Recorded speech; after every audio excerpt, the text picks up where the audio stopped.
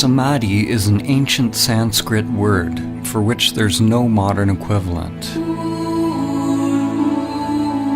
There's a fundamental challenge with making a film about Samadhi. Samadhi points to something that can't be conveyed on the level of mind.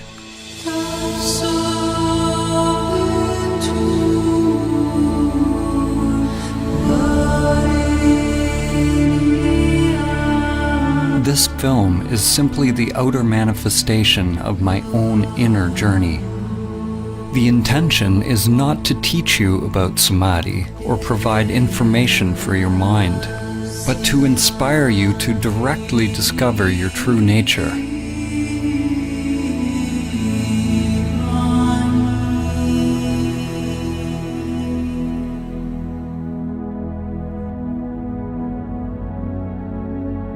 Samadhi is relevant now more than ever.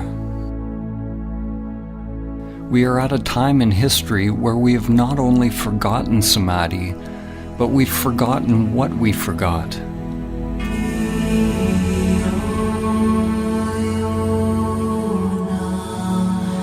This forgetting is Maya, the illusion of the self.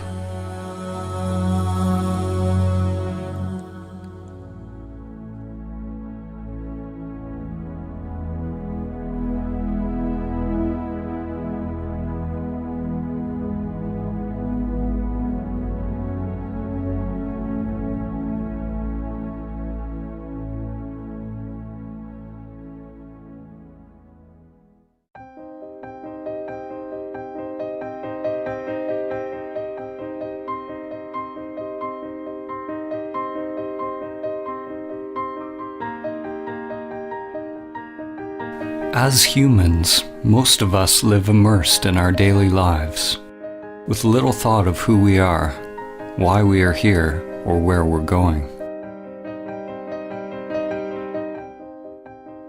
Most of us have never realized the true self, the soul, or what the Buddha called anatta, that which is beyond name and form, beyond thinking. As a result, we believe we are these limited bodies. We live in fear, either conscious or unconscious, that the limited self-structure that we are identified with will die.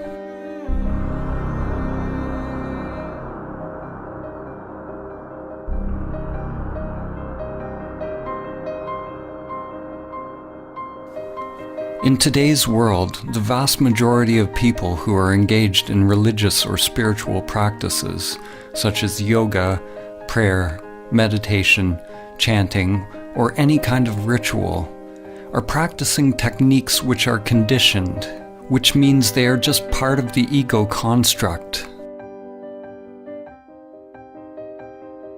The seeking and the activity isn't the problem. Thinking you have found the answer in some external form is the problem. Spirituality, in its most common form, is no different than the pathological thinking that is going on everywhere. It is a further agitation of the mind, more human doing as opposed to human being. The ego construct wants more money, more power, more love, more of everything. Those on the so-called spiritual path desire to be more spiritual, more awake, more equanimous, more peaceful, more enlightened. The danger for you watching this film is that your mind will want to acquire Samadhi. Even more dangerous is that your mind might think it has acquired Samadhi. Whenever there's a desire to attain something, you can be sure it's the ego construct at work. Samadhi is not about attaining or adding something more to yourself.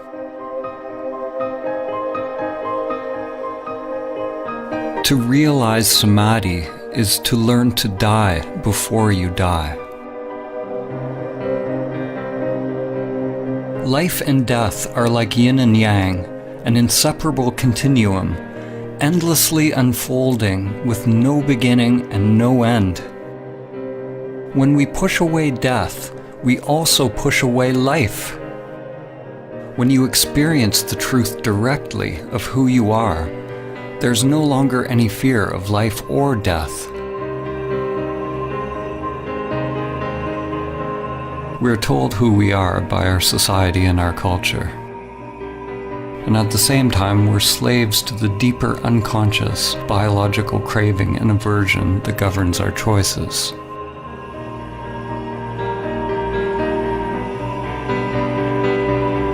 The ego construct is nothing more than the impulse to repeat. It's simply the path that energy once took, and the tendency for the energy to take that path again, whether it is positive or negative for the organism.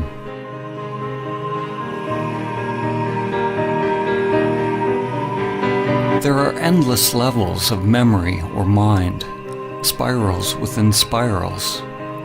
When your consciousness identifies with this mind or ego construct, it ties you to social conditioning, which you could call the matrix. There are aspects of the ego that we can be conscious of, but it's the unconscious, the archaic wiring, the primal existential fears that are actually driving the whole machine.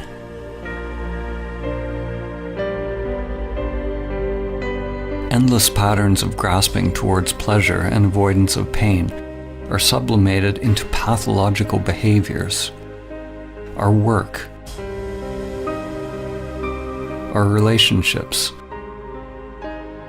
our beliefs, our very thoughts, and our whole way of living. Like cattle, most humans live and die in passive subjugation, feeding their lives to the matrix.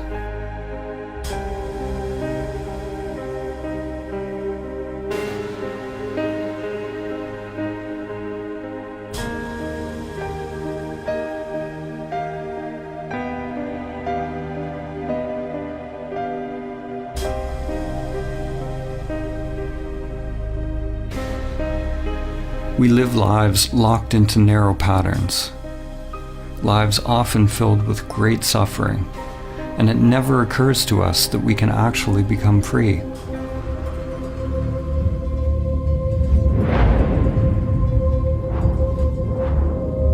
It is possible to let go of the life that has been inherited from the past, to live the one that is waiting to come forth through the inner world.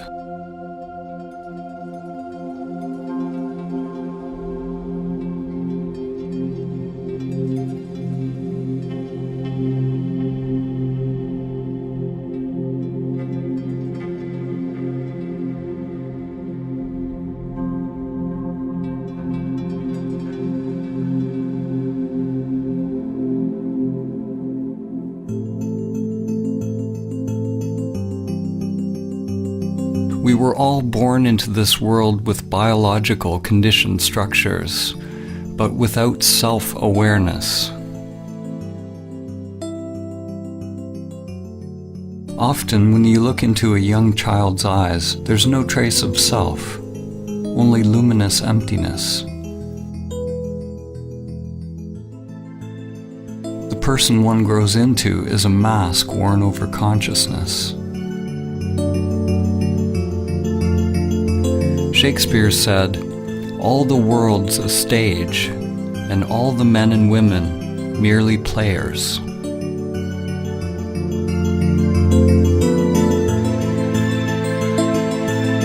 In an awakened individual, consciousness shines through the personality, through the mask. When you are awake, you don't become identified with your character. You don't believe that you are the masks that you are wearing. But nor do you give up playing a role.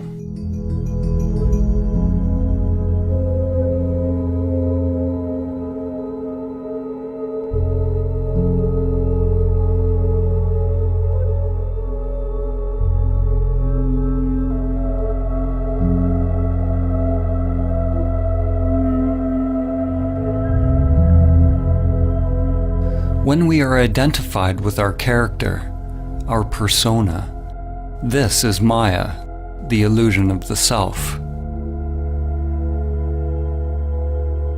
Samadhi is awakening from the dream of your character in the play of life.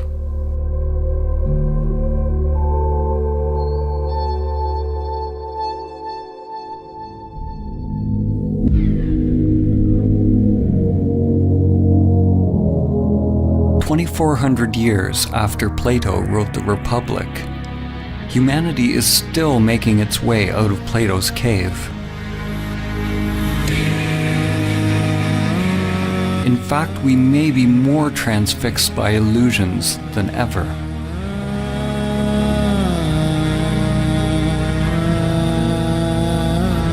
Plato had Socrates describe a group of people who lived chained in a cave all their lives, facing a blank wall. All they could see were shadows projected on the wall by the things passing in front of a fire which was behind them. This puppet show became their world. According to Socrates, the shadows were as close as the prisoners would ever get to seeing reality. Even after being told about the outside world, they continued to believe that the shadows were all that is. Even if they suspected there was something more, they were unwilling to leave what was familiar.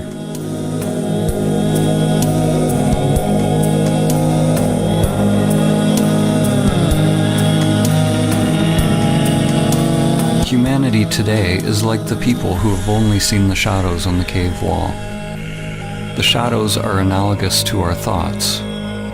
The world of thinking is the only world that we know, but there is another world that's beyond thinking, beyond the dualistic mind. Are you willing to leave the cave? To leave all that you have known, to find out the truth of who you are?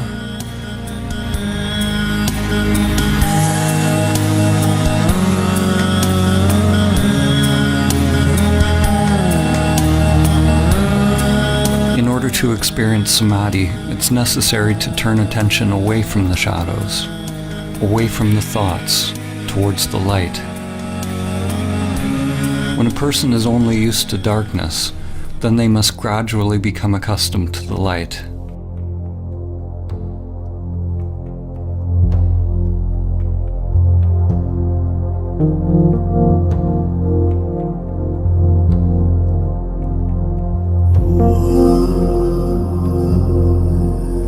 Like acclimatizing to any new paradigm, it takes time and effort, and a willingness to explore the new, as well as shed the old.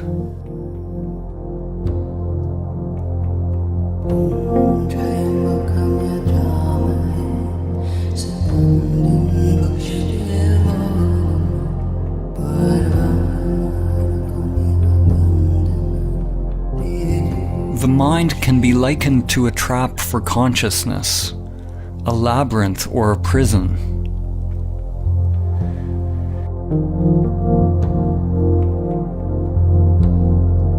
It is not that you are in prison, you are the prison.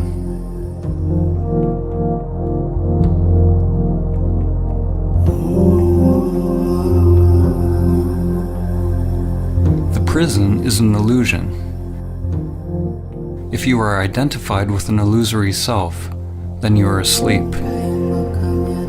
Once you are aware of the prison, if you fight to get out of the illusion, then you're treating the illusion as if it's real, and you still remain asleep. Except now the dream becomes a nightmare. You'll be chasing and running from shadows forever.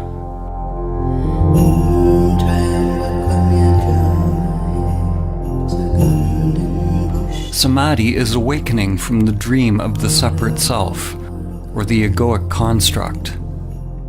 Samadhi is awakening from identification with the prison that I call me.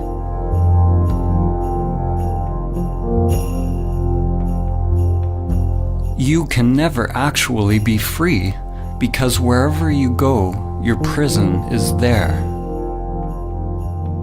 Awakening is not about getting rid of the mind or the matrix. On the contrary, when you're not identified with it, then you can experience the play of life more fully, enjoying the show as it is, without craving or fear. In the ancient teachings, this was called the divine game of Leela, the game of playing in duality.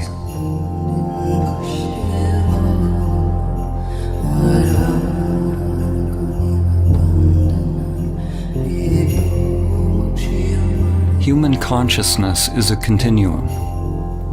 On one extreme, humans are identified with the material self. On the other extreme is Samadhi, the cessation of self. Every step we take on the continuum towards Samadhi brings less suffering. Less suffering does not mean life is free from pain. Samadhi is beyond the duality of pain and pleasure. What it means is that there is less mind, less self creating resistance to whatever unfolds. And that resistance is what creates suffering.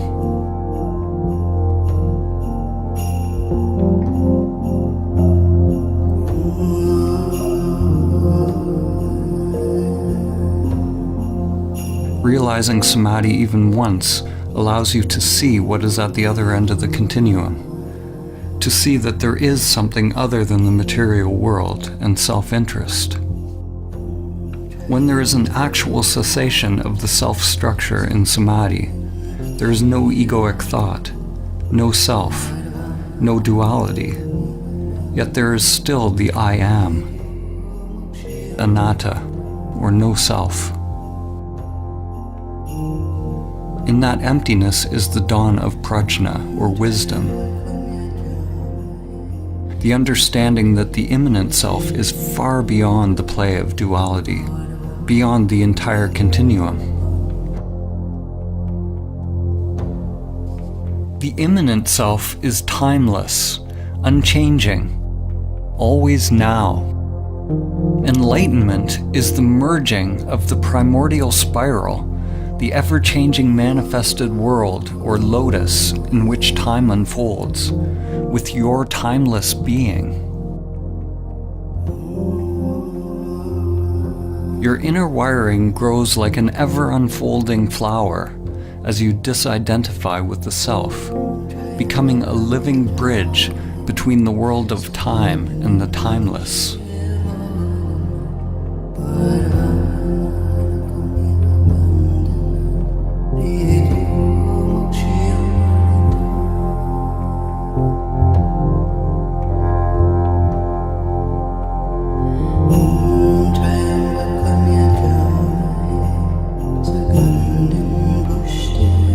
Merely realizing the immanent self is only the beginning of one's path.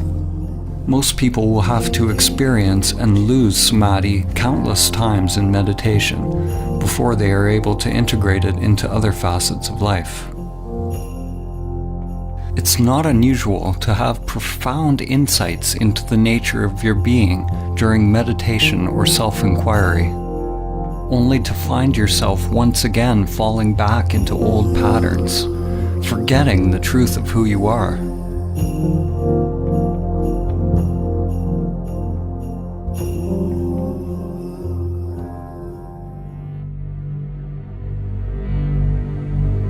To realize that stillness or emptiness in every facet of life, every facet of oneself, is to become emptiness, dancing as all things.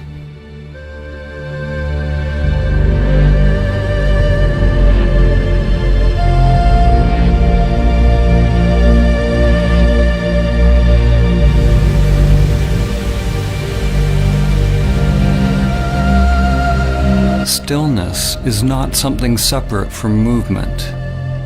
It is not opposite to movement. In Samadhi, stillness is recognized to be identical with movement. Form is identical to emptiness. this is nonsensical to the mind, because mind is the coming into being of duality.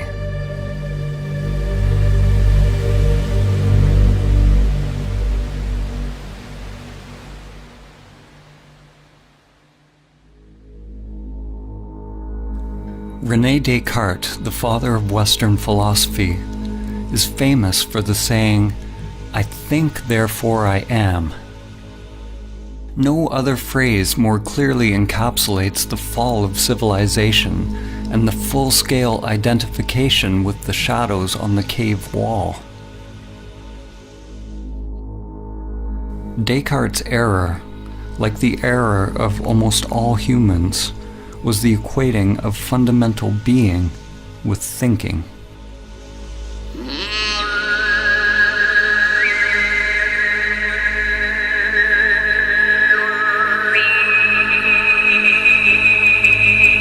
At the beginning of his most famous treatise, Descartes wrote that almost everything can be called into doubt.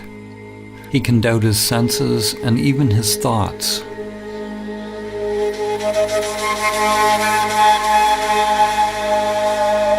Likewise, in the Kalama Sutra, the Buddha said that in order to ascertain the truth, one must doubt all traditions, scriptures, teachings, and all the content of one's mind and senses.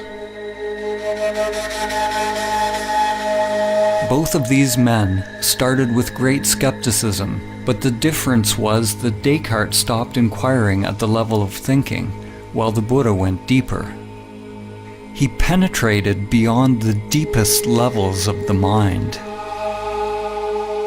Maybe, if Descartes had gone beyond his thinking mind, he would have realized his true nature, and Western consciousness would be very different today.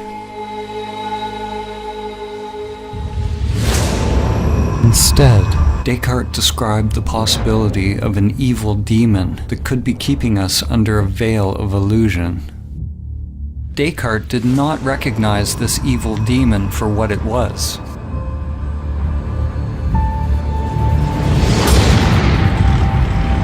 As in the movie The Matrix, we could all be hooked up to some elaborate program, feeding us an illusory dream world. In the movie, humans lived out their lives in the Matrix, while on another level they were merely batteries, feeding their life force to the machines, which used their energy for their own agenda.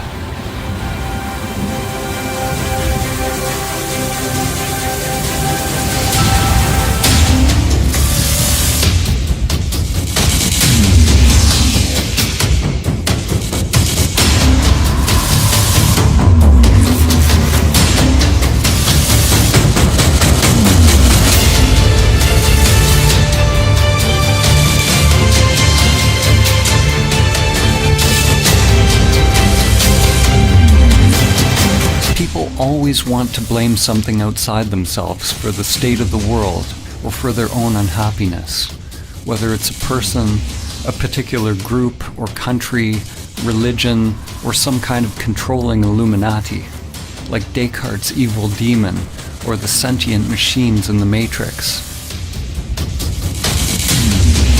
Ironically, the demon Descartes envisioned was the very thing that he defined himself by.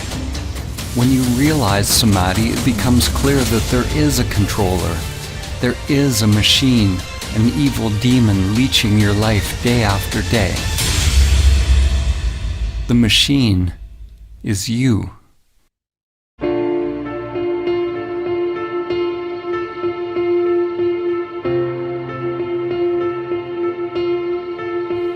Your self-structure is made up of many little conditioned sub-programs, or little bosses. One little boss that craves food, another craves money, another status, position, power, sex, intimacy. Another wants consciousness or attention from others. The desires are literally endless and can never be satisfied. We spend a lot of our time and energy decorating our prisons, succumbing to pressures to improve our masks and feeding these little bosses, making them more powerful. Like drug addicts, the more we try to satisfy the little bosses, the more we end up craving.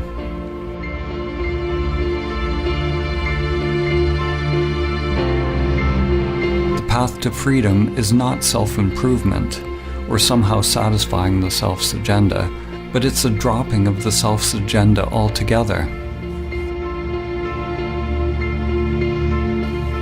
Some people fear that awakening their true nature will mean that they lose their individuality and enjoyment of life. Actually, the opposite is true. The unique individuation of the soul can only be expressed when the conditioned self is overcome.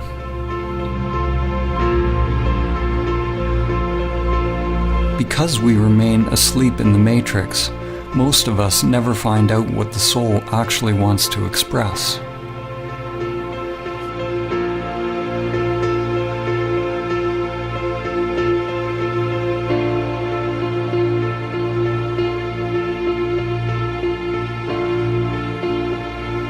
The path to Samadhi involves meditation, which is both observing the conditioned self, that which changes, and realizing your true nature, that which does not change.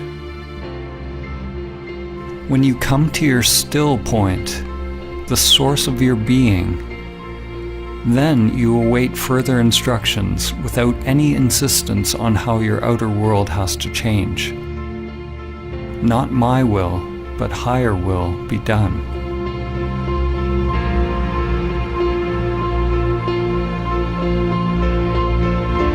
If the mind only tries to change the outer world to conform with some idea of what you think the path should be, it's like trying to change the image in a mirror by manipulating the reflection.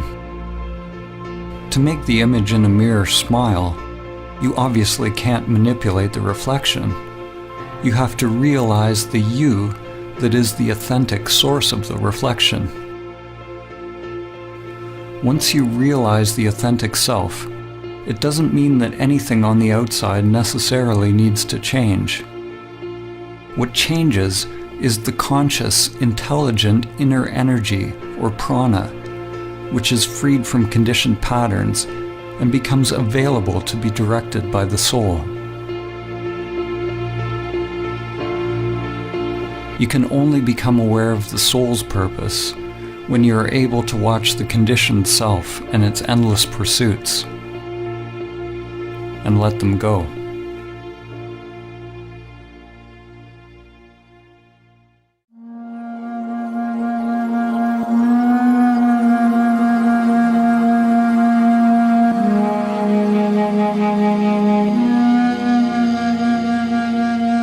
In Greek mythology, it was said that the gods condemned Sisyphus to repeat a meaningless task for all eternity. His task was to endlessly push a boulder up a mountain, only to have it roll down again.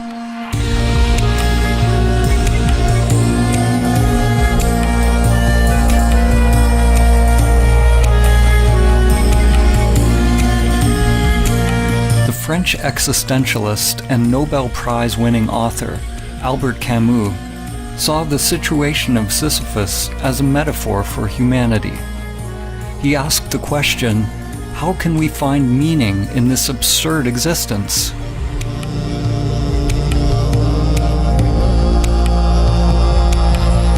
As humans, we are toiling endlessly, building for a tomorrow that never arrives. And then we die.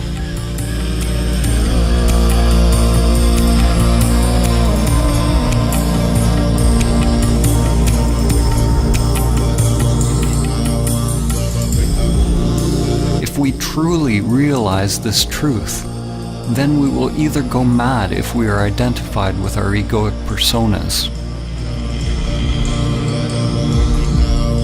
or we will awaken and become free.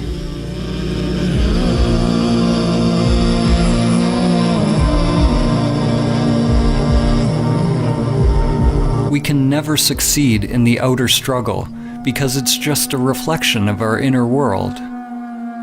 The cosmic joke, the absurdity of the situation becomes clear when there's a complete and utter failure of the egoic self to awaken through its futile pursuits.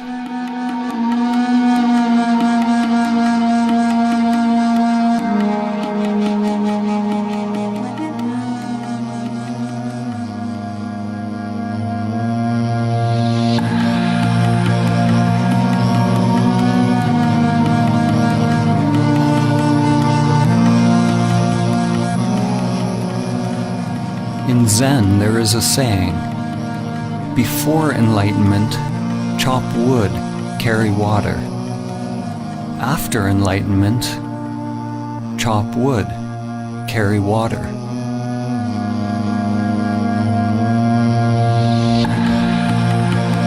Before enlightenment, one must roll the ball up the hill. After enlightenment, one must also roll the ball up the hill. What has changed? The inner resistance to what is.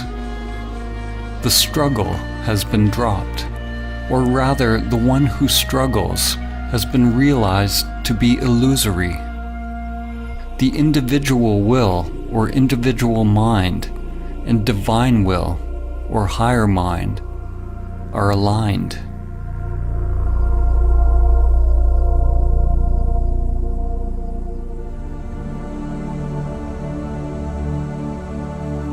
Samadhi is ultimately a dropping of all inner resistance to all changing phenomena without exception. The one who is able to realize inner peace, irrespective of circumstance, has attained true Samadhi. You drop resistance not because you condone one thing or another, but so that your inner freedom is not contingent on the outer. It's important to note that when we accept reality as it is, it doesn't necessarily mean that we stop taking action in the world, or we become meditating pacifists. Actually, the opposite can be true. When we're free to act without being driven by unconscious motives, then it is possible to act in alignment with the Tao, with the full force of our inner energy behind us.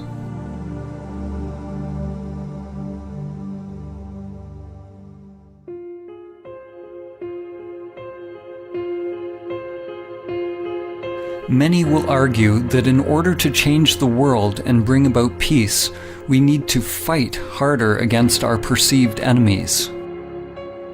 Fighting for peace is like shouting for silence. It just creates more of what you don't want. These days there's a war against everything. A war against terror, a war against disease, a war against hunger. Every war is actually a war against ourselves.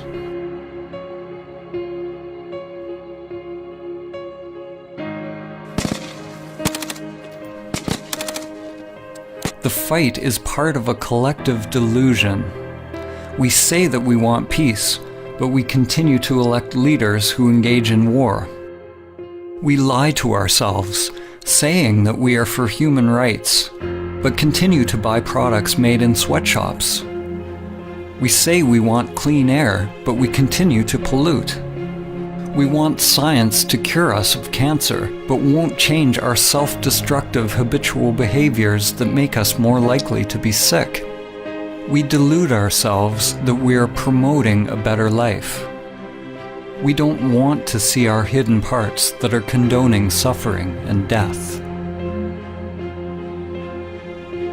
The belief that we can win a war against cancer, hunger, terror, or any enemy that was created by our own thinking and behavior actually lets us continue to delude ourselves that we don't have to change the way we operate on this planet.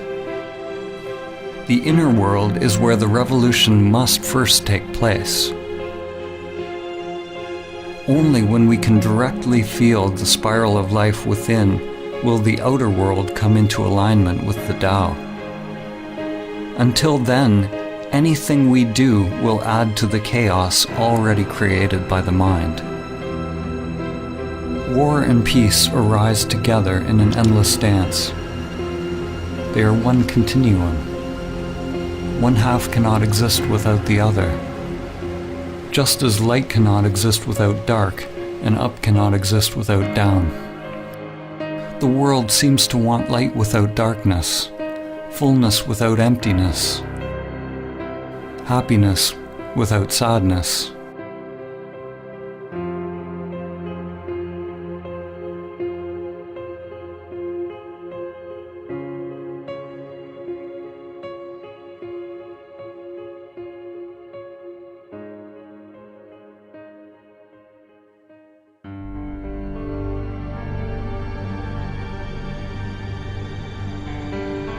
The more the mind gets involved, the more fragmented the world becomes.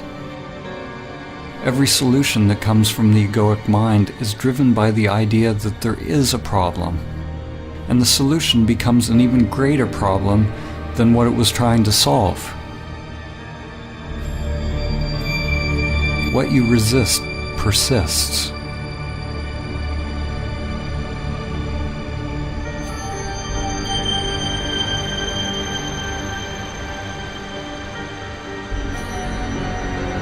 Human ingenuity creates new antibiotics, only to find nature getting more cunning as bacteria get stronger. Despite our best efforts in the ongoing fight, the prevalence of cancer is actually increasing. The number of hungry people in the world steadily grows. The number of terrorist attacks worldwide continues to rise.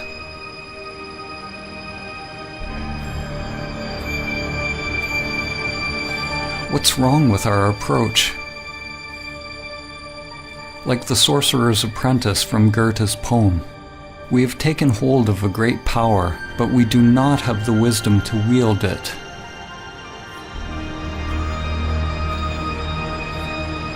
The problem is that we do not understand the tool that we are using.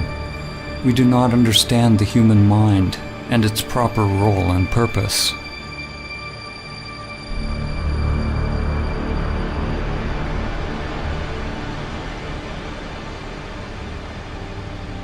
The crisis is born of the limited, conditioned way in which we think, the way we feel and experience life.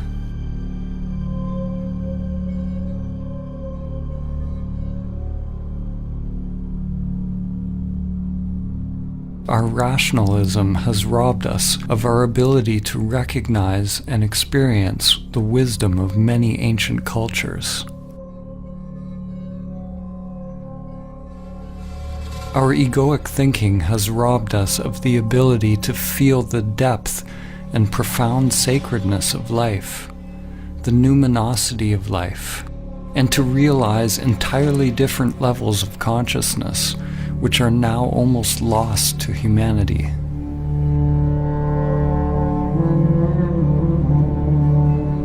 In the ancient Egyptian tradition, netters were archetypal forms whose characteristics could be embodied by those who purified their physical and spiritual bodies in such a way that they were fit to house higher consciousnesses.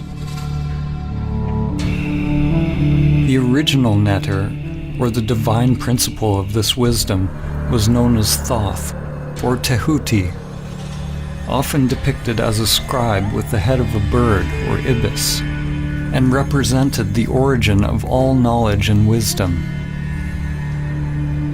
Thoth could be described as the cosmic principle of thinking, or thought. Thoth gave us language, concepts, writing, mathematics, and all the arts and manifestations of the mind. Only those who had gone through special training were allowed to access Thoth's sacred knowledge. The Book of Thoth is not a physical book, but is the wisdom of the Akashic or etheric realm. Legend tells that Thoth's knowledge was deeply hidden in a secret place within every human being, and was protected by a golden serpent.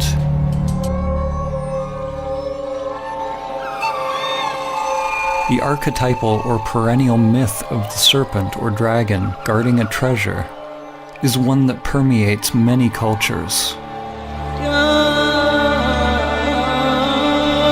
and has been called by names such as Kundalini Shakti, Chi, Holy Spirit, and inner energy. The golden serpent is the egoic construct which is bound in the inner energies, and until it's mastered and overcome, the soul will never be able to attain the true wisdom. It was said that the Book of Thoth brought nothing but suffering to any individual who read it, even though they would find the secrets of the gods themselves and all that is hidden within the stars. What must be understood is that the book brought suffering to any individual who read it, any ego that tried to control it. In the Egyptian tradition, awakened consciousness was represented by Osiris. Without this awakened consciousness, any knowledge or understanding attained by the limited self would be dangerous, disconnected from higher wisdom. The Eye of Horus had to be open. The esoteric meaning that we find here is similar to the more familiar story of the fall in the Garden of Eden. The Book of Thoth parallels the tree of knowledge of good and evil, whose fruit Adam and Eve were tempted to eat.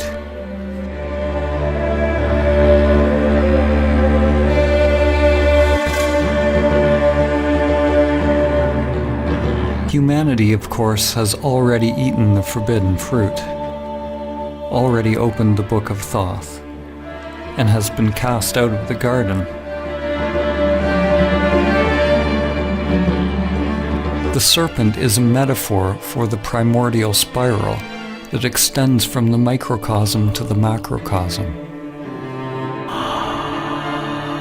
Today, the serpent is living as you. It is the egoic mind expressed as the manifested world. We have never before had access to so much knowledge. We've gone deep into the material world, even finding the so-called God particle. But we've never been more limited, more ignorant of who we are and how to live. And we do not understand the mechanism by which we create suffering.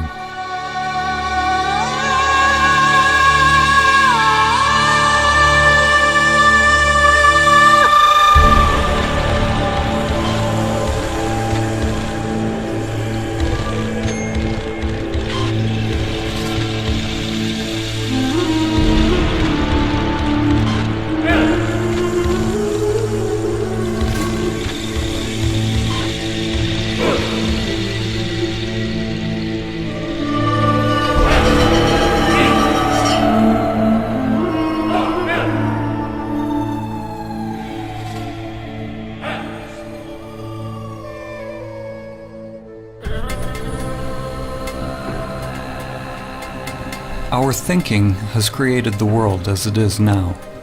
Whenever we label something as good or bad, or create a preference in our mind, it's due to the coming into being of egoic structures or self-interests.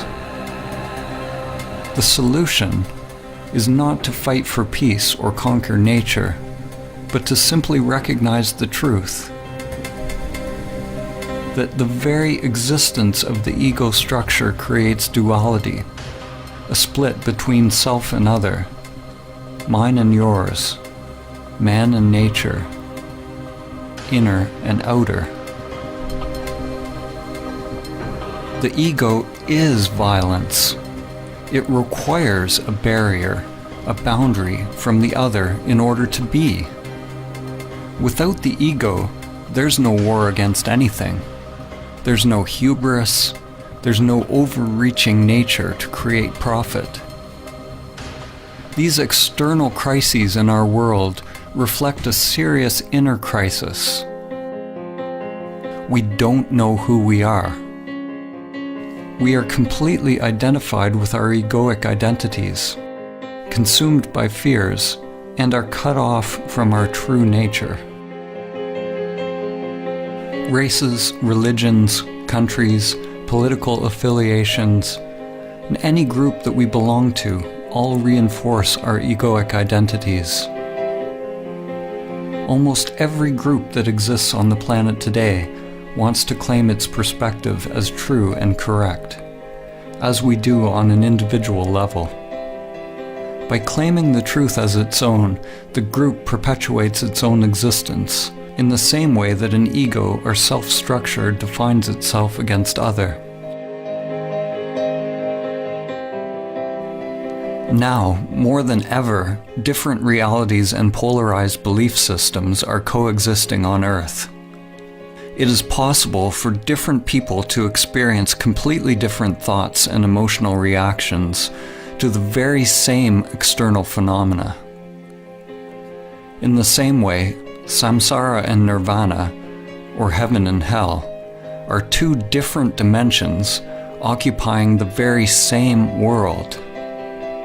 An event that may appear apocalyptic to one person could be seen as a blessing to another.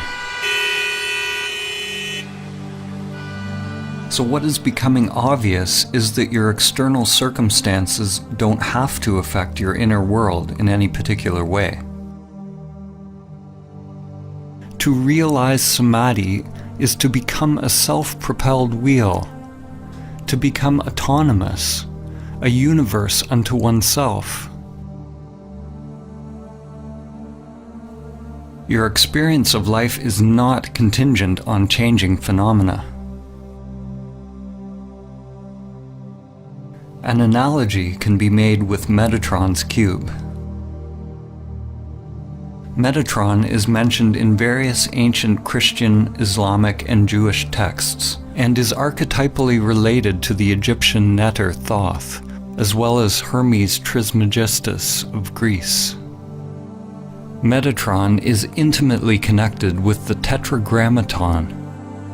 The Tetragrammaton is the fundamental geometric pattern, the template or primordial emanation of physical reality, which has been called the Word of God or the Logos. Here we see a two-dimensional representation of the figure, but if you look a certain way, you see a 3D cube. When you see the cube, nothing has changed in the figure, but your mind has added a new dimension to your seeing. Dimensionality, or one's perspective, is simply a matter of becoming habituated to a new way of perceiving the world. Upon realizing Samadhi, we become free of perspective, or free to create new perspectives, because there's no self invested in or attached to a particular viewpoint.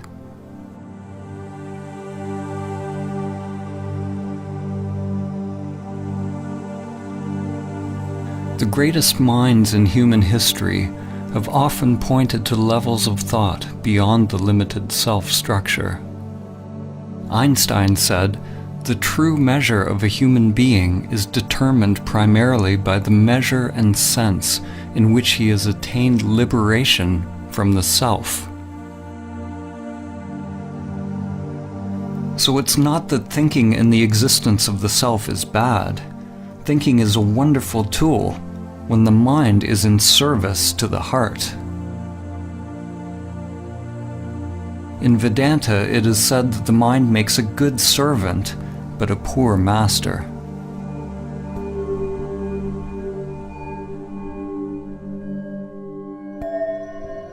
The ego perpetually filters reality through language and labels, and is constantly judging, preferring one thing over another. When the mind and senses are your master, they will create endless suffering, endless craving and aversion, locking us into the matrix of thinking. If you want to realize Samadhi, do not judge your thoughts as good or bad, but find out who you are prior to thought, prior to the senses. When all labels are dropped, then it is possible to see things as they are.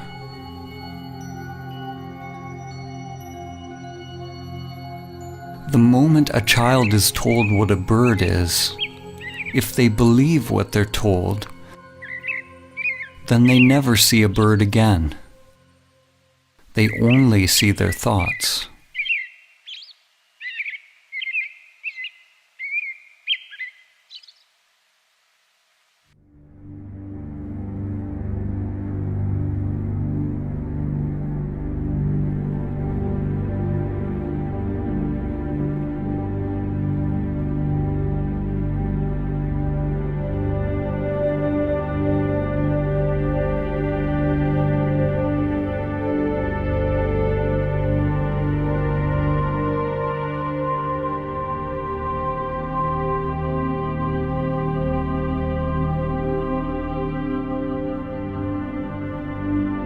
Most people think that they are free, conscious, and awake.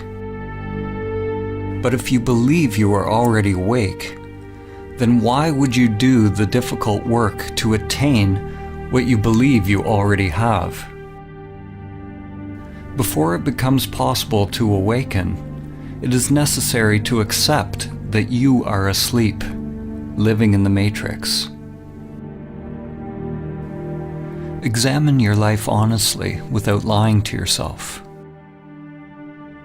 Are you able to stop your robotic, repetitive life patterns if you want to? Can you stop seeking pleasure and avoiding pain? Are you addicted to certain foods, activities, or pastimes? Are you constantly judging, blaming, criticizing yourself and others?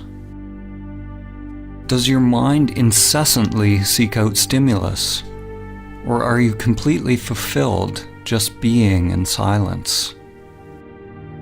Do you react to how people think about you? Are you seeking approval and positive reinforcement? Do you somehow sabotage situations in your life? Most people will experience their lives the same way today as they will tomorrow, and a year from now, and 10 years from now.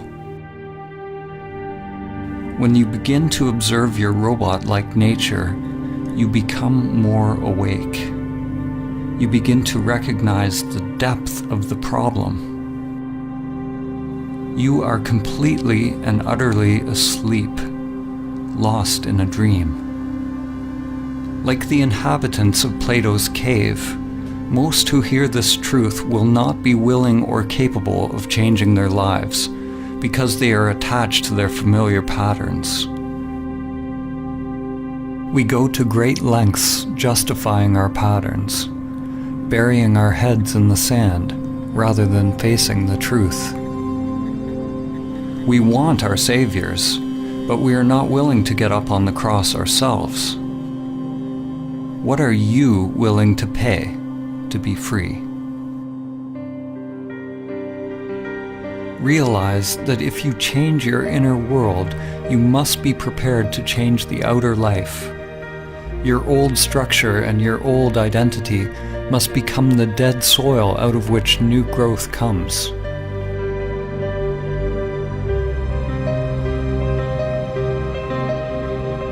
The first step to awakening is to realize that we are identified with the matrix of the human mind, or the mask.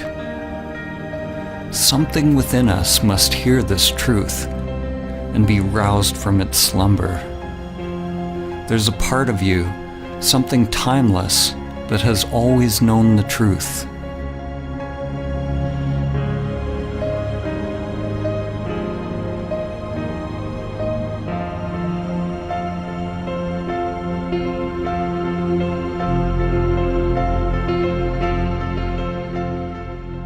The matrix of the mind distracts us, entertains us, keeps us endlessly doing, consuming, grasping, in a cycle of craving and aversion with constantly changing forms, keeping us from the flowering of our consciousness, our evolutionary birthright, which is Samadhi.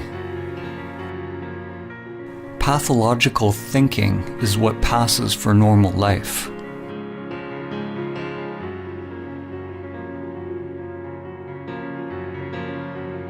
Your divine essence has become enslaved, identified with the limited self-structure. The great wisdom, the truth of who you are, is buried deep within your being.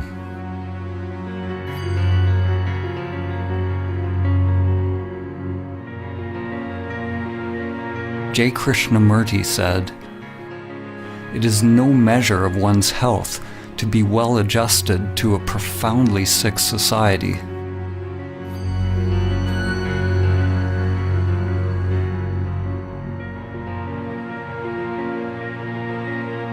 Identification with the egoic mind is the sickness, and Samadhi is the cure.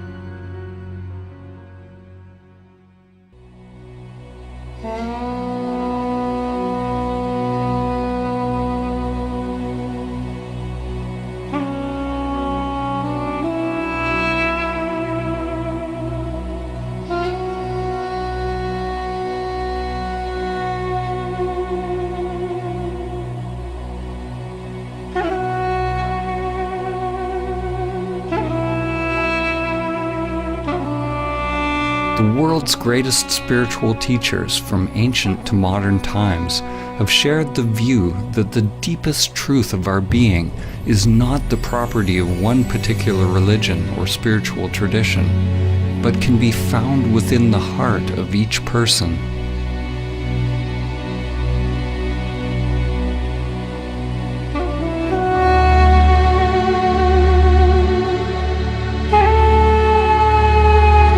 Poet Rumi said, "Where is that moon that never rises or sets? Where is that soul that is neither with nor without us?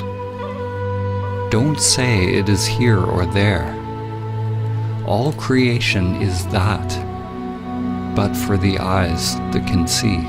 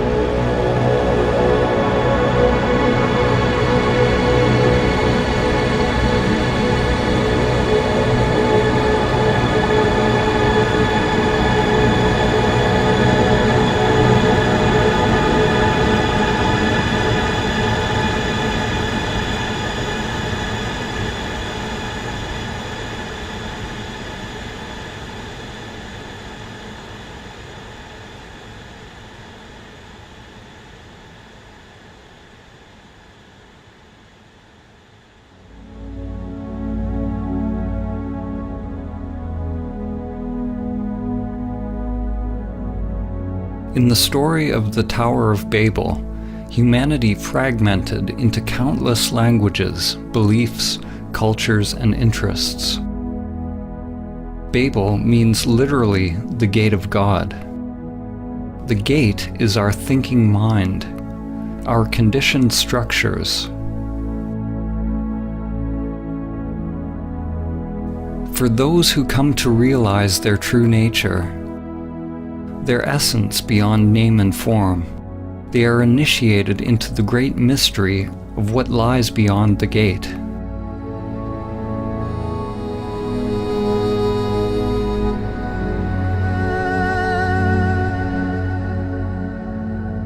An ancient parable, the elephant parable, has been used to describe how various traditions are actually all pointing to one great truth.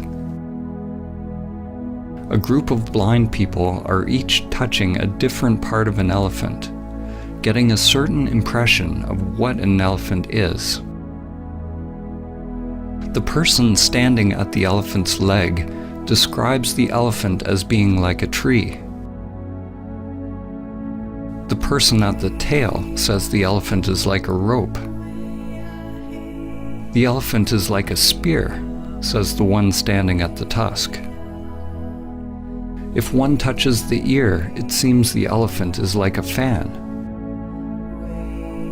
The person touching the side is adamant that the elephant is like a wall. The problem is, we touch our piece of the elephant, and we believe our experience is the only truth. We don't acknowledge or appreciate that each person's experience is a different facet of the same animal.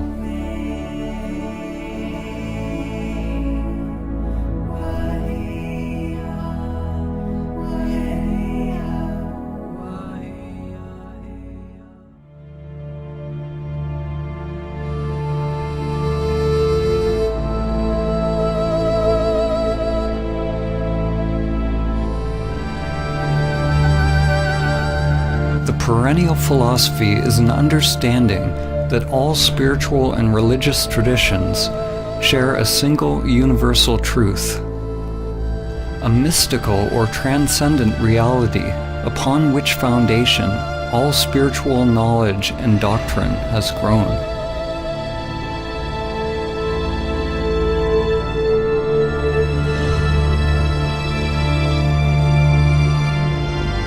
Swami Vivekananda summed up the perennial teaching when he said, "The end of all religions is the realizing of God in the soul. That is the one universal religion." In this film, when we use the word God, it is simply a metaphor for the transcendent, pointing to the great mystery beyond the limited egoic mind. To realize one's true self or immanent self is to realize one's divine nature. Every soul has the potential to manifest a new higher level of consciousness, to awaken from its slumber and its identification with form.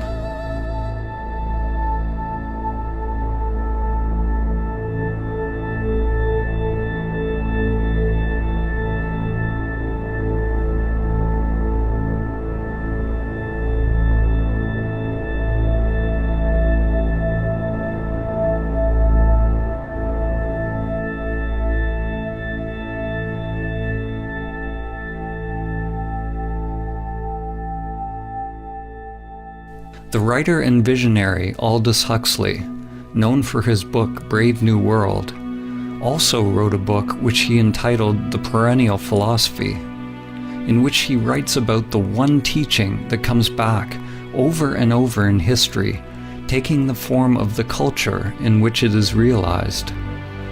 He writes, "The perennial philosophy is expressed most succinctly in the Sanskrit formula, Tat Tvam Asi, that thou art. The Atman, or immanent eternal self, is one with Brahman, the absolute principle of all existence. And the last end of every human being is to discover the fact for himself, to find out who he or she really is."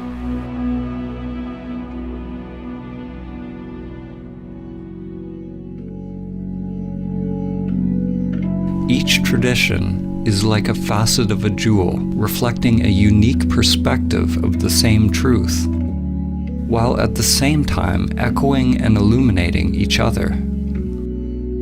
Whatever the language and conceptual framework used, all religions that reflect the perennial teaching have some notion that there is a union with something greater, something beyond us.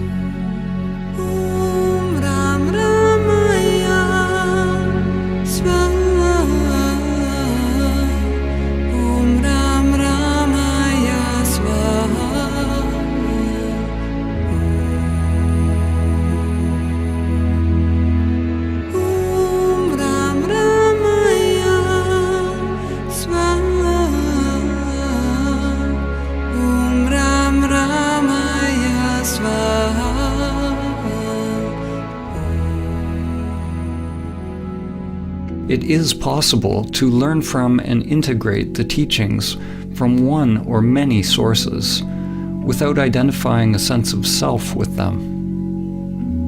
It is said that all true spiritual teachings are simply fingers pointing to the transcendent truth. If we hold on to the dogma, the teaching, for comfort, we will be stunted in our spiritual evolution. To realize truth beyond any concept is letting go of all clinging and attachment. Letting go of all religious concepts.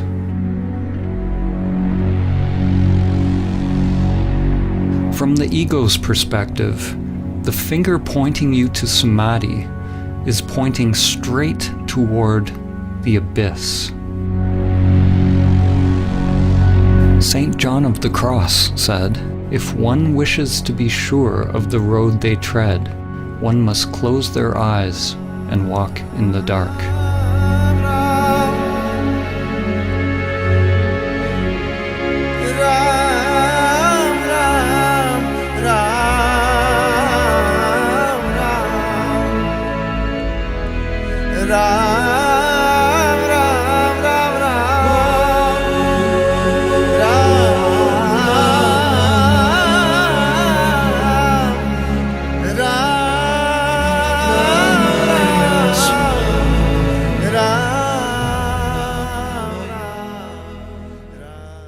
Samadhi begins with a leap into the unknown.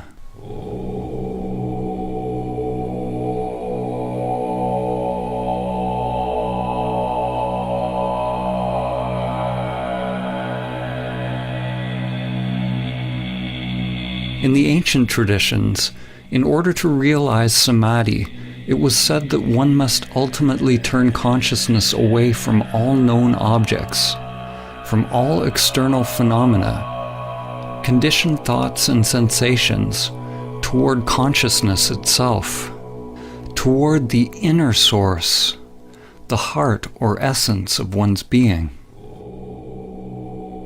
In this film, when we use the word Samadhi, we are pointing to the transcendent, to the highest Samadhi, which has been named Nirvikalpa Samadhi.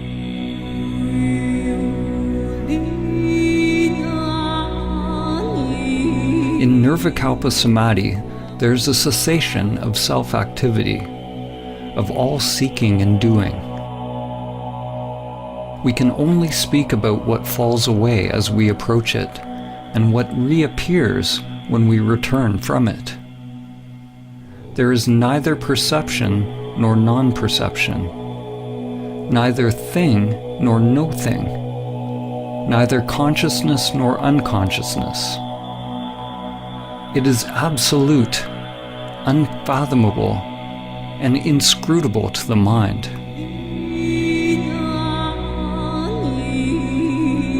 When the self returns to activity, there's a not knowing, a kind of rebirth, and everything becomes new again. We are left with the perfume of the divine, which lingers longer as one evolves on the path.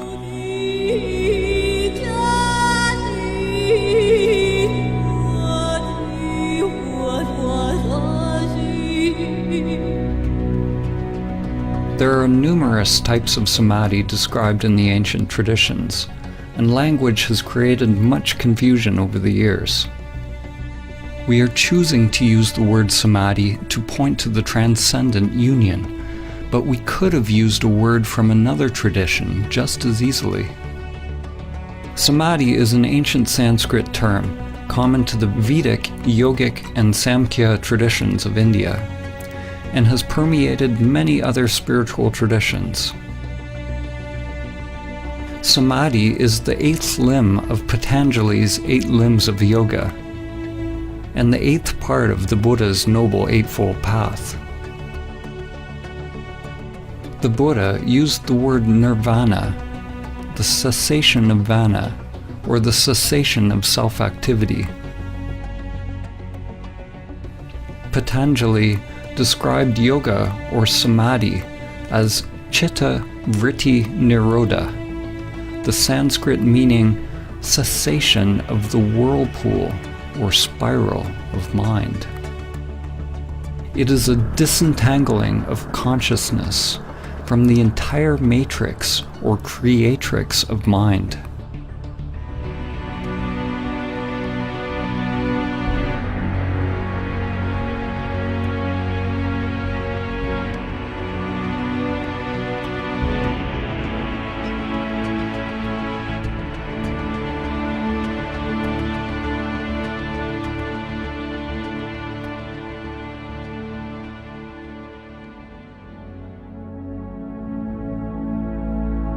Samadhi does not signify any concept, because to realize it requires a dropping of the conceptual mind. Different religions have used various words to describe the divine union. In fact, the word religion itself means something similar. In Latin, religare means to rebind or reconnect. It's a similar meaning to the word yoga, which means to yoke, to unite the worldly with the transcendent.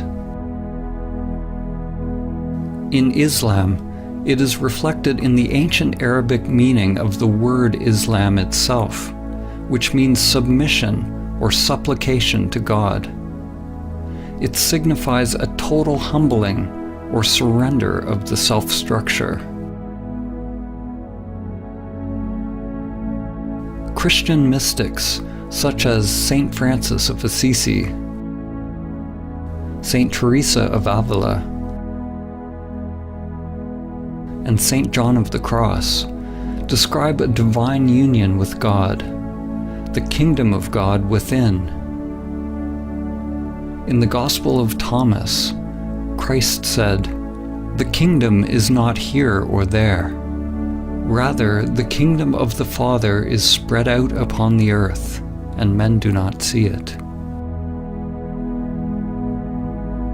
The works of the Greek philosophers Plato, Plotinus, Parmenides, and Heraclitus, when seen through the lens of the perennial teaching, point towards the same wisdom. Plotinus teaches that the greatest human endeavor is to guide the human soul towards the supreme state of perfection and union with the One.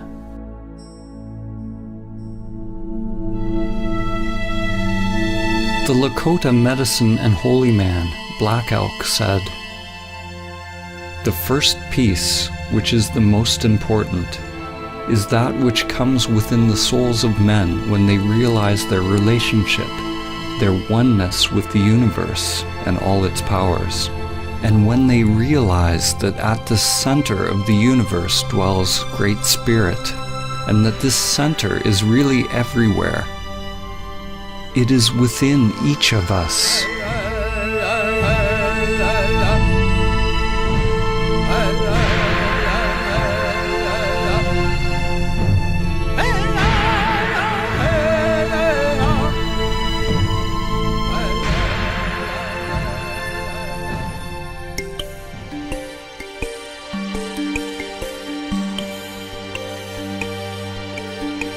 On the path to awakening, unless we are in Samadhi, there are always two polarities, two doorways one can enter. Two dimensions, one towards pure consciousness, the other towards the phenomenal world. The upward current toward the Absolute, and the downward current toward Maya and all that is manifested, both seen and unseen. The relationship between relative and absolute could be summed up in the following quote by Sri Nisargadatta Maharaj. "Wisdom is knowing I am nothing. Love is knowing I am everything. And between the two, my life moves." What is born of this union is a new divine consciousness. Something is born out of the marriage or union of these polarities, or the collapse of dualistic identification. Yet what is born is not a thing, and it was never born.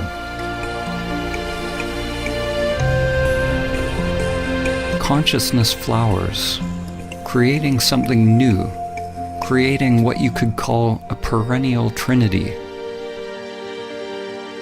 God the Father, the transcendent, unknowable and changeless, is united with the divine feminine, which is everything that changes.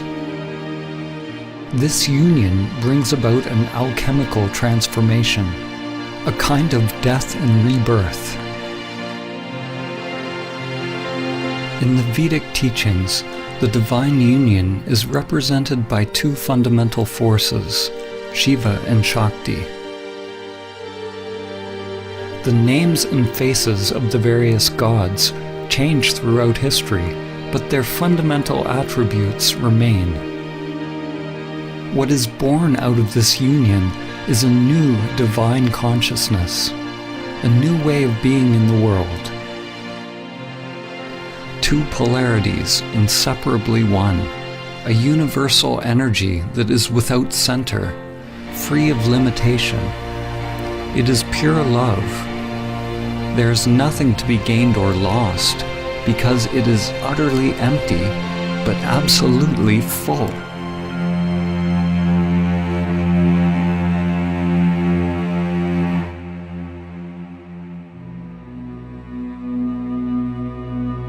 Whether it is the mystery schools of Mesopotamia, the spiritual traditions of the Babylonians and Assyrians, religions of ancient Egypt, Nubian and Kemetic cultures of ancient Africa, the shamanic and native traditions around the world, the mysticism of ancient Greece, the Gnostics, the non-dualists, the Buddhists, the Taoists, Jews, Zoroastrians, Jains, Muslims, or Christians, one finds that their common link is their highest spiritual insights have allowed their adherents to realize Samadhi.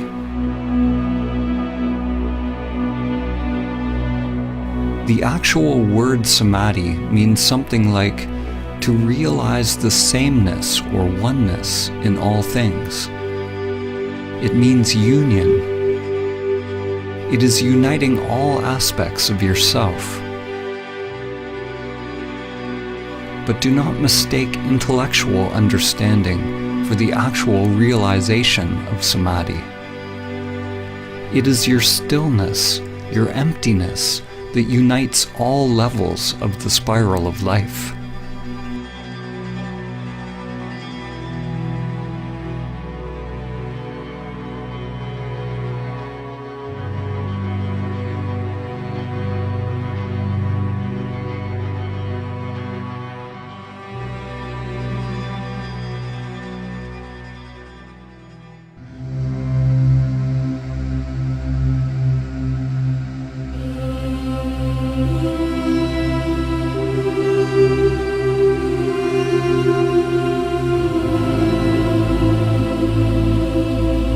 It is through the ancient teaching of Samadhi that humanity can begin to understand the common source of all religions and come into alignment once again with the spiral of life, Great Spirit, Dhamma, or the Tao. The spiral is the bridge that extends from the microcosm to the macrocosm. From your DNA to the inner lotus of energy that extends through the chakras, to the spiral arms of galaxies. Every level of soul is expressed through the spiral as ever-evolving branches, living, exploring. True Samadhi is realizing the emptiness of all levels of self, all sheaths of the soul. The spiral is the endless play of duality and the cycle of life and death. At times, we forget our connection to the Source.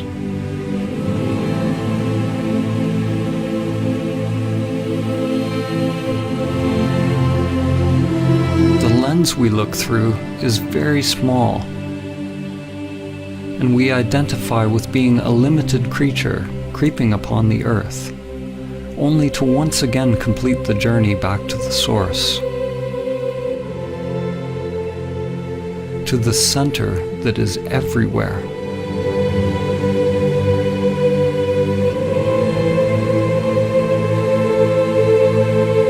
Chuang Tzu said, "When there is no more separation between this and that, it is called the still point of the Tao." At the still point, in the center of the spiral, one can see the infinite in all things.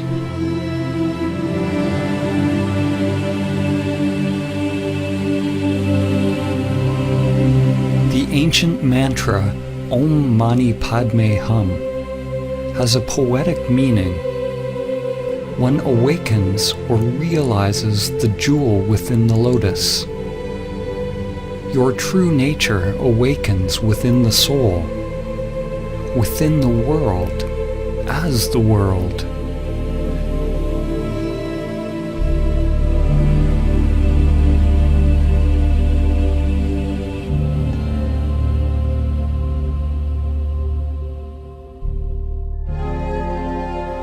Using the Hermetic principle, as above, so below, as below, so above, we can use analogies to begin to understand the relationship between mind and stillness, relative and absolute.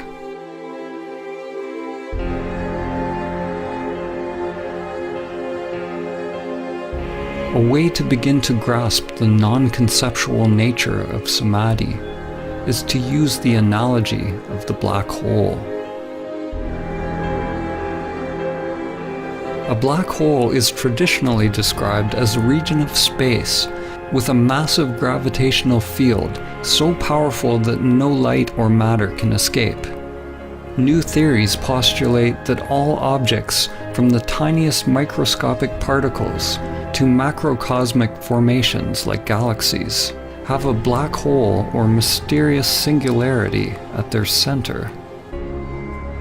In this analogy, we're going to use this new definition of a black hole as the center that is everywhere.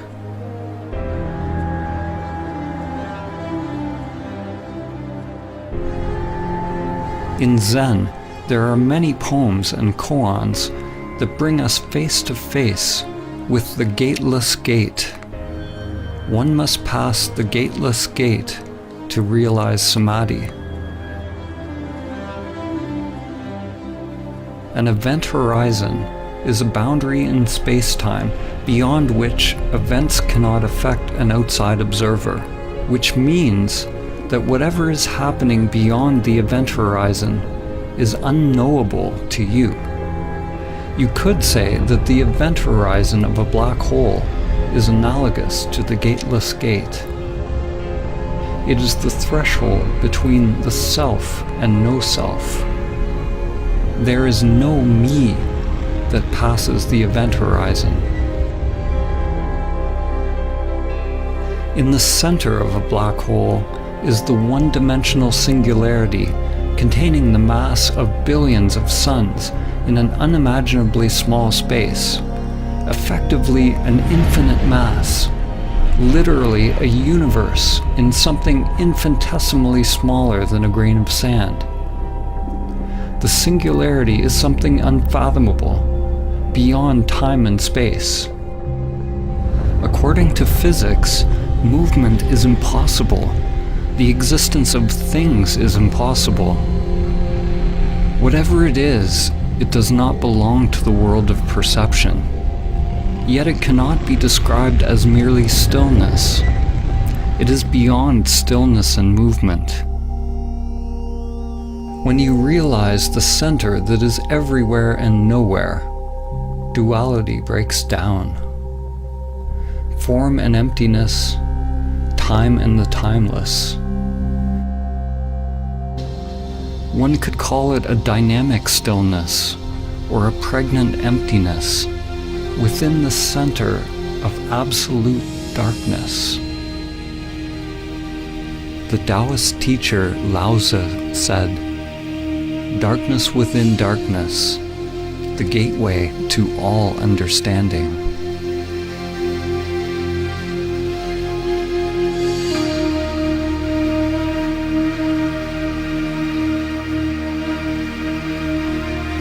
The writer and comparative mythologist Joseph Campbell describes a recurring symbol, part of the perennial philosophy which he calls the axis mundi, the central point, or the highest mountain, the pole around which all revolves, the point where stillness and movement are together.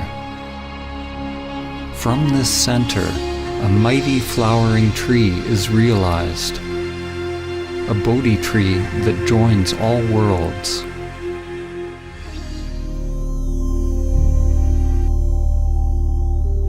Just as a sun gets sucked into a black hole, when you approach the great reality, your life starts to revolve around it, and you begin to disappear.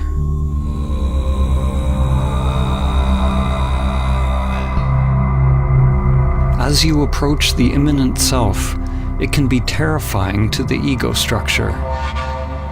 The guardians of the gate are there to test those on their journey.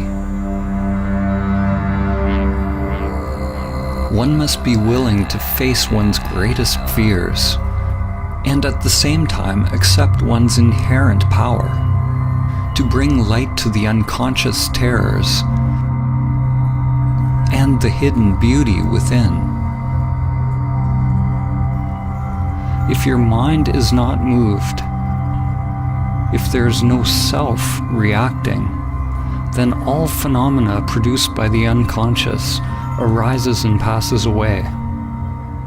This is the point in the spiritual journey where faith is most needed. What do we mean by faith? Faith is not the same as belief. Belief is accepting something on the level of mind to bring comfort and assurance. Belief is the mind's way of labeling or controlling experience. Faith is actually the opposite. Faith is staying in the place of complete not knowing, accepting whatever arises from the unconscious. Faith is surrendering to the pull of the singularity, to the dissolving or dismantling of the self in order to pass the gateless gate.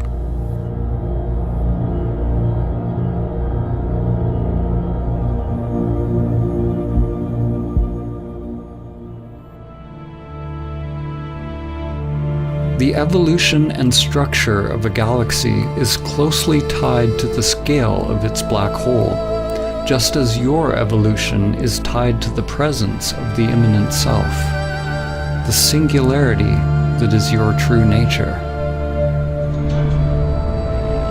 We can't see the black hole, but we can know about it by the way things move around it, by how it interacts with physical reality.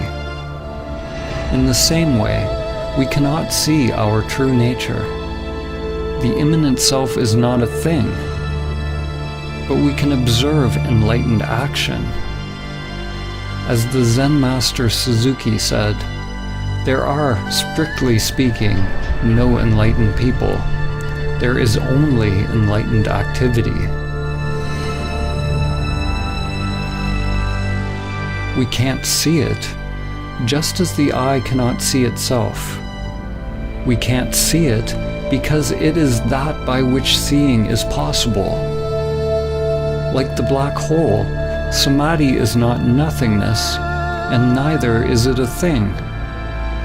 It is the collapse of the duality of thing and no thing. There is no gate to enter the great reality, but there are infinite paths. The paths, the dharmas, are like an endless spiral with no beginning and no end. No one can pass the gateless gate. No one's mind has ever figured out how, and none ever will. No one can pass the gateless gate, so be no one.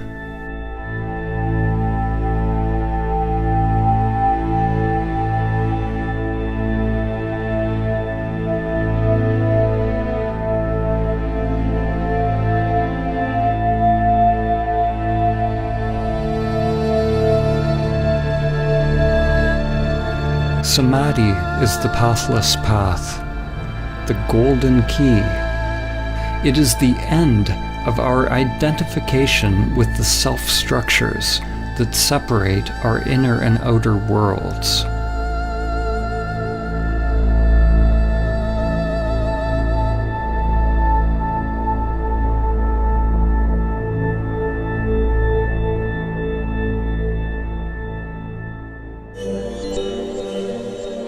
There are many developmental models which describe the layers or levels of the self-structure. We will use an example which is very ancient.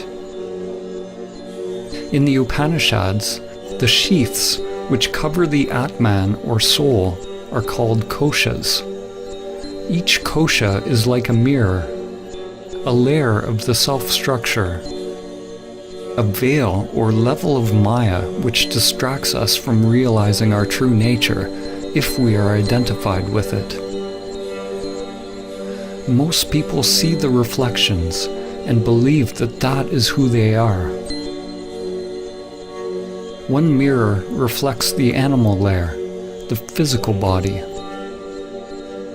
Another mirror reflects your mind, your thoughts, your instincts and perceptions. Another your inner energy or prana, which you can observe when you turn inward. Another mirror reflects on the level of the imaginal, which is the higher mind or wisdom layer. And there are layers of transcendental or non-dual bliss that are experienced as one approaches Samadhi.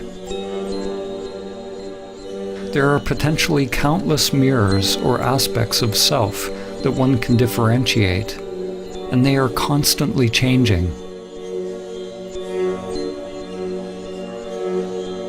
Most people have yet to discover the pranic, higher mind, and non-dual bliss layers. They don't even know they exist. These layers are informing your life, but you do not see them. The hidden mirrors actually inform our lives more than the ones that are visible. They are unseen because for most people they are not fully illuminated by consciousness.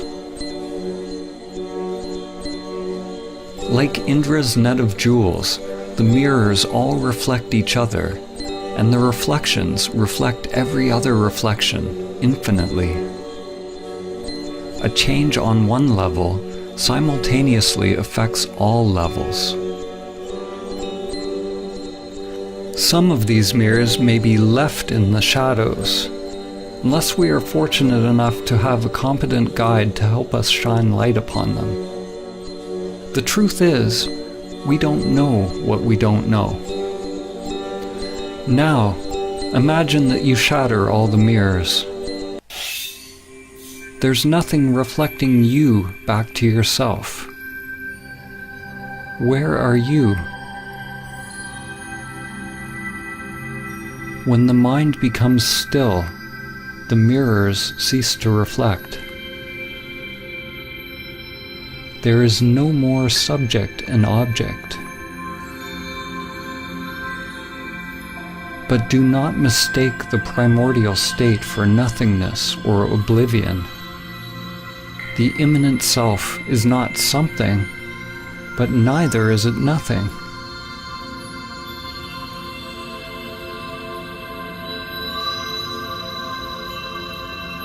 This source is not a thing.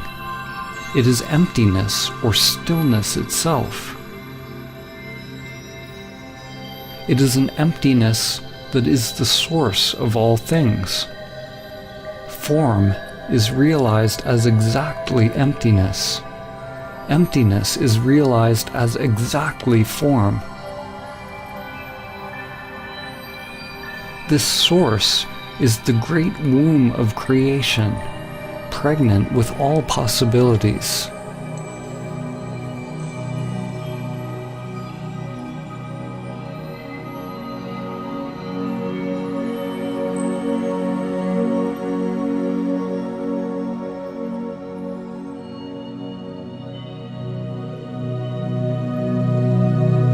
Samadhi is the awakening of impersonal consciousness. Just as when you are having a dream, upon awakening you realize that everything in the dream was just in your mind. Upon realizing Samadhi, it is realized that everything in this world is happening within levels upon levels of energy and consciousness. It is all mirrors within mirrors, dreams within dreams. The you that you think you are is both the dream and the dreamer.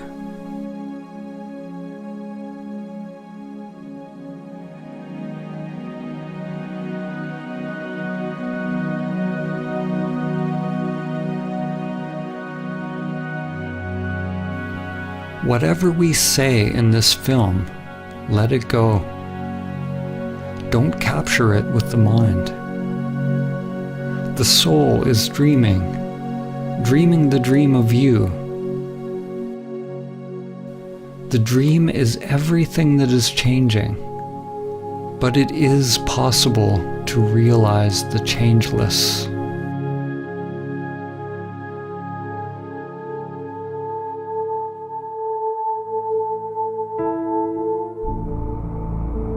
This realization cannot be understood with the limited individual mind.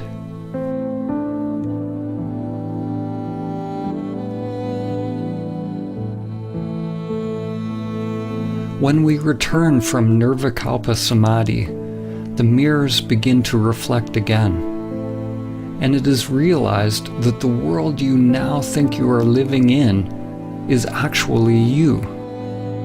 Not the limited you, which is only a temporary reflection, but you are aware of your true nature as the source of all that is. This dawning of higher wisdom, the embryo, prajna, or gnosis, is what is born out of Samadhi. According to the book of Job, Hokmah, or wisdom, comes from nothingness. This point of wisdom is both infinitely small and yet encompasses the whole of being, but it remains incomprehensible until it is given shape and form in the palace of mirrors, called Bina, the womb carved out by higher wisdom, which gives shape to the embryonic spirit of God. Bushmaya Ned Kadashmak Tiete Malkutak Dewe Tabeanak Aikanat Bushmaya of Bona.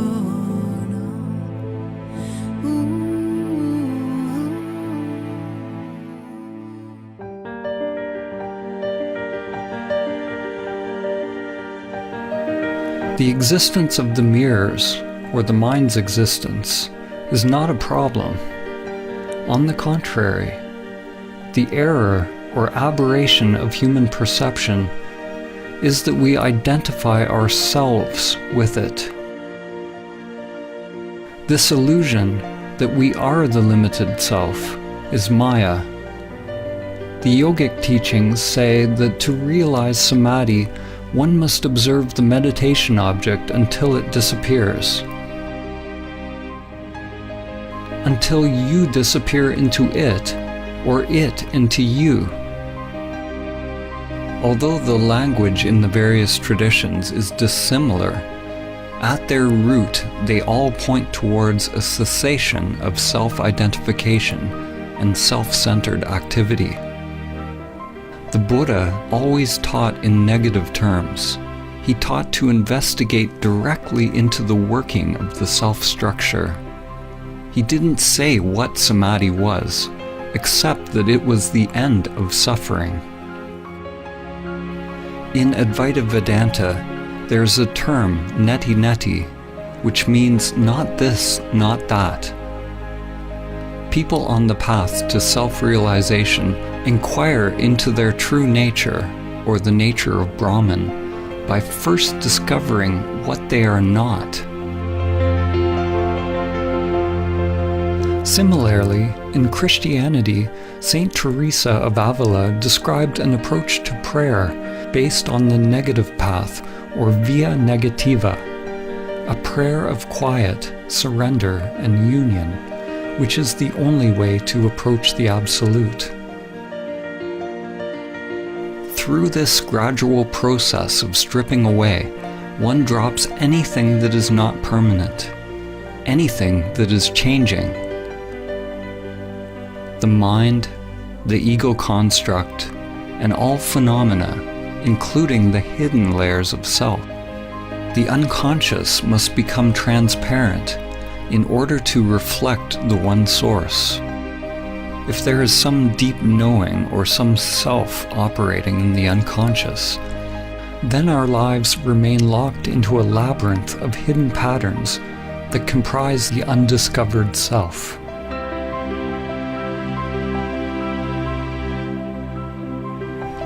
When all layers of self are revealed as empty, then one becomes free from the self, free from all concepts.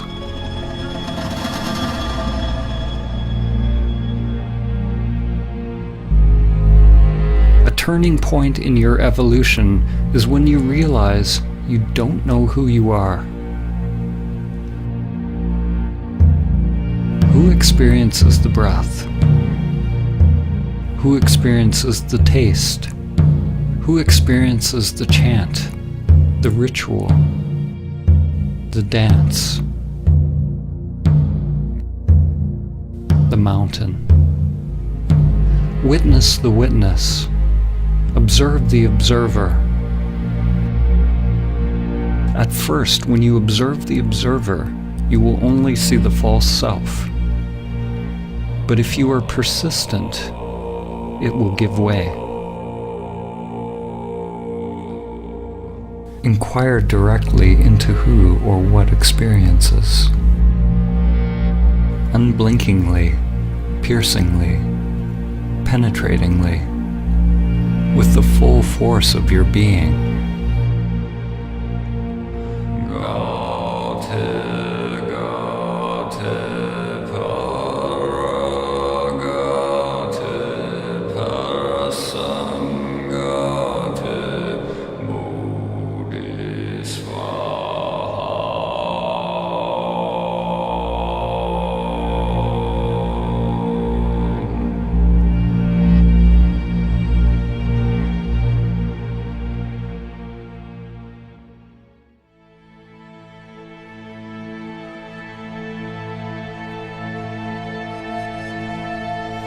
There is no self that awakens. There is no you that awakens. What you are awakening from is the illusion of the separate self, from the dream of a limited you. To talk about it is meaningless. There must be an actual cessation of the self to realize directly what it is.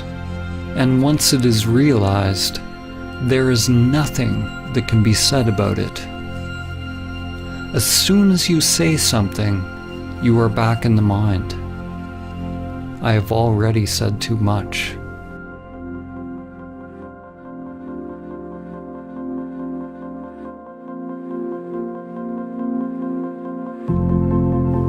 We normally have 3 states of consciousness: waking, dreaming, and deep sleep. Samadhi is sometimes referred to as the 4th state, the ground state of consciousness, a primordial awakeness that can become present continuously and in parallel with the other consciousness states. In Vedanta, this is called Turiya. Other terms for Turiya are Christ consciousness, Krishna consciousness, Buddha nature, or Sahaja Samadhi. In Sahaja Samadhi, the immanent self stays present along with the full use of all human functions. The stillness is unmoving at the center of the spiral of changing phenomena. Thoughts, feelings, sensations, and energy revolve around it at the circumference, but the degree of stillness, or I amness, remains during outer activity, exactly as in meditation. It is possible that the immanent self will remain present, even during deep sleep, that your awareness of I am does not come and go, even as states of consciousness change.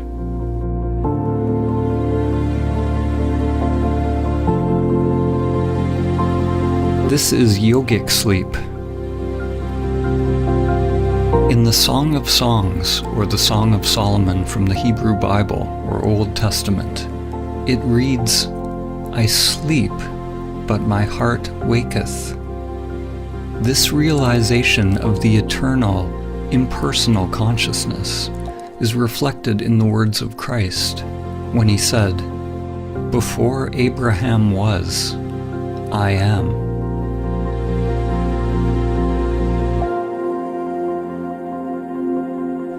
One consciousness that shines through countless faces, countless forms.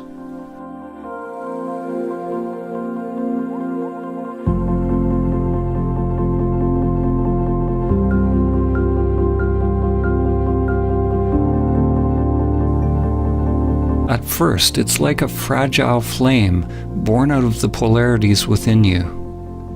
Masculine, penetrating consciousness with a surrender or opening of feminine energy. It is delicate and easily lost, and one must take great care to protect it and keep it alive until it is mature.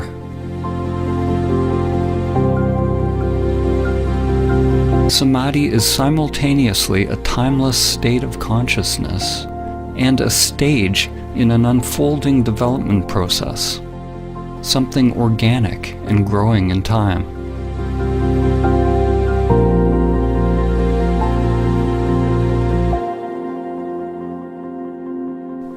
As one spends more and more time in Samadhi, in the now, in the timeless, one takes more and more direction from the heart, the soul or Atman, and less from the conditioned structure.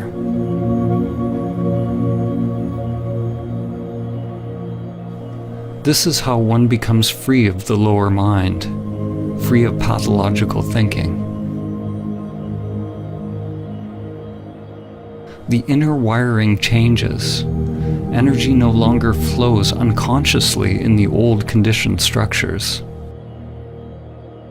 which is another way of saying one is no longer identified with the self-structure, with the outer world of form.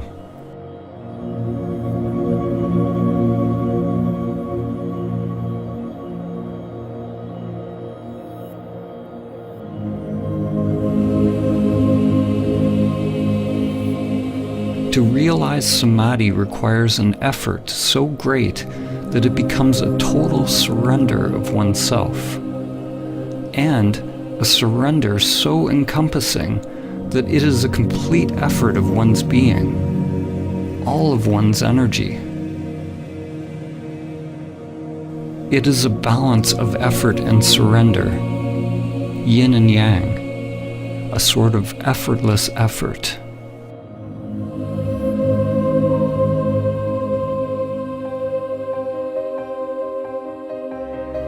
The Indian mystic and yogi Paramahamsa Ramakrishna said, "Do not seek illumination unless you seek it as one whose hair is on fire seeks a pond.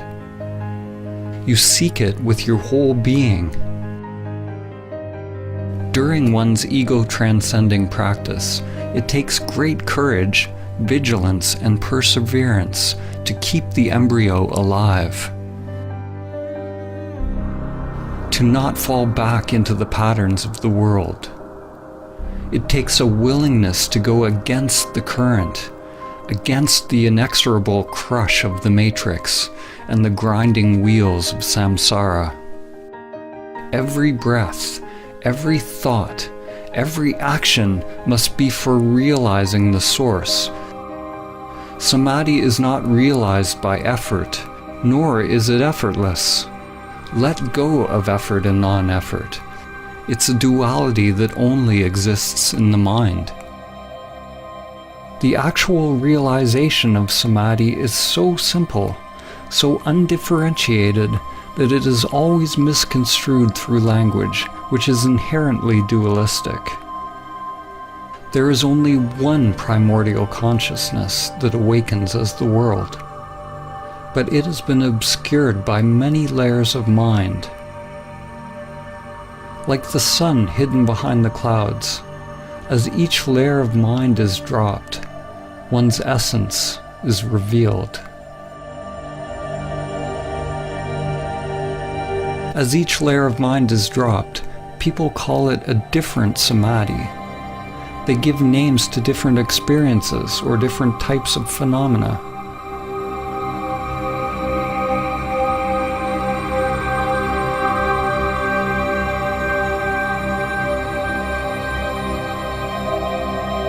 But samadhi is so simple that when you are told what it is and how to realize it, your mind will always miss it. Actually, samadhi is not simple or difficult. It is only the mind that makes it so. When there is no mind, there is no problem, because the mind is what needs to stop before it is realized. It is not a happening at all.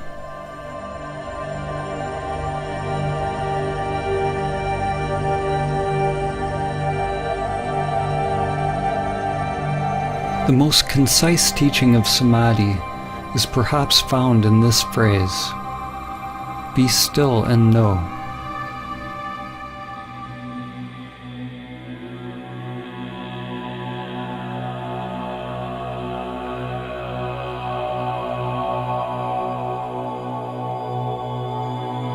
How can we use words and images to convey stillness? How can we convey silence by making noise? Rather than talking about samadhi as an intellectual concept, this film is a radical call to inaction, a call to meditation, inner silence, and inner prayer, a call to stop.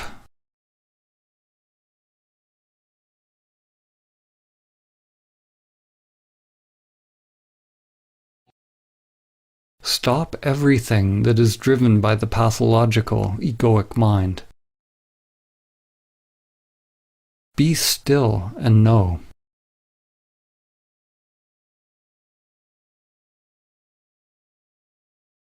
No one can tell you what will emerge from the stillness. It is a call to act from the spiritual heart.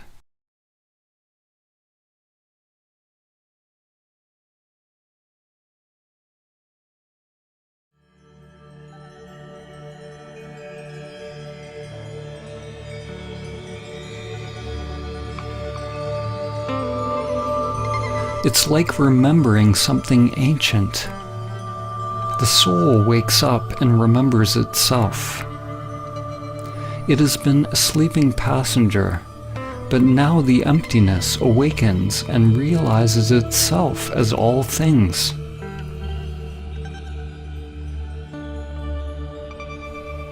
You can't imagine what samadhi is with the limited egoic mind.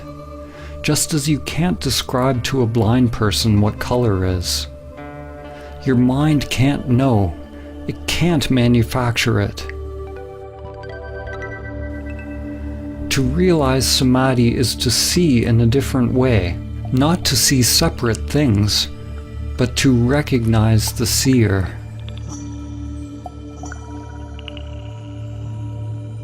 Saint Francis of Assisi said, "What you are looking for is what is looking." Once you have seen the moon, you can recognize it in every reflection. The true self has always been there. It is in everything, but you have not realized its presence. When you learn to recognize and abide as the true self, beyond the mind and senses, it is possible to experience awe at the most mundane. We become awe.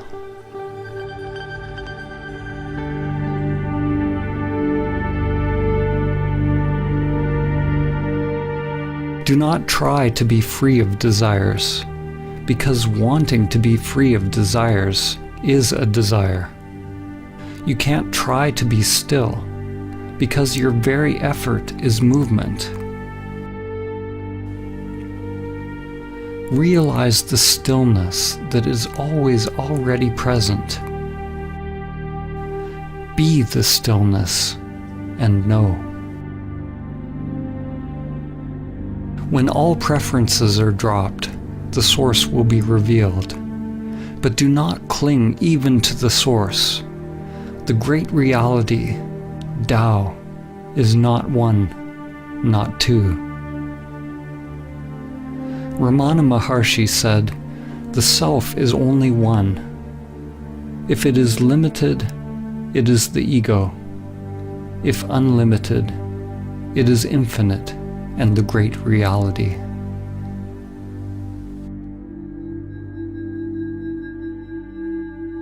If you believe what is being said, you've missed it.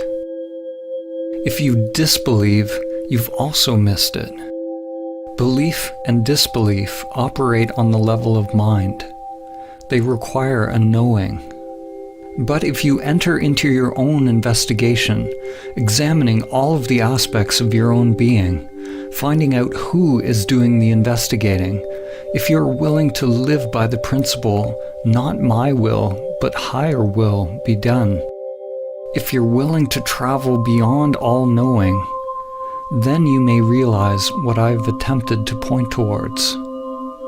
Only then will you taste for yourself the profound mystery and beauty of simply existing. There is another possibility for life. There is something sacred, unfathomable, that can be discovered in the still depths of your being, beyond concepts, beyond dogmas, beyond conditioned activity and all preferences. It is not acquired by techniques, rituals, or practices. There is no how to get it. There's no system. There's no way to the way.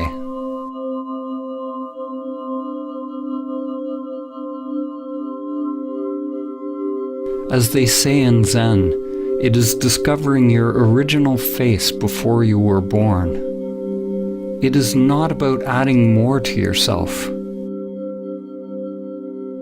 It is becoming a light unto oneself, a light that dispels the illusion of the self. Life will always remain unfulfilled, and the heart will always remain restless, until it comes to rest in that mystery beyond name and form.